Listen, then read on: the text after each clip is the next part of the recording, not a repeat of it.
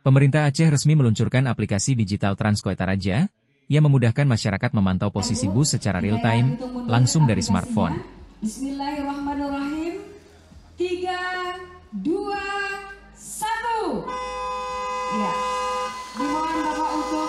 Peluncuran dilakukan oleh PLT Sekda Aceh, M. Nasir, mewakili Gubernur dan Wakil Gubernur Aceh, dalam perayaan 9 tahun layanan Transkoetaraja, Minggu, 4 Mei 2025.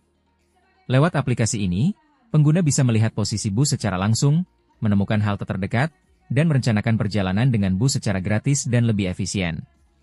Dulu mungkin kita masih menggunakan angkutan biasa, saat ini angkutan Utaraja merupakan salah satu upaya kita memodernkan, salah satu upaya kita untuk memastikan bahwa pelayanan transportasi yang berimplikasi terhadap lancarnya proses perjalanan ekonomi kita atau kegiatan-kegiatan lainnya.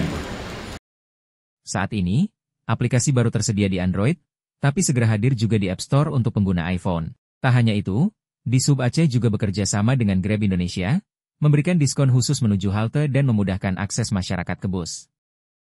Dari hanya 25 bus dan 1 rute di tahun 2016, kini Transkoetaraja melayani 14 rute, dengan 59 bus dan 94 halte, menjangkau 184 km wilayah Banda Aceh dan Aceh Besar.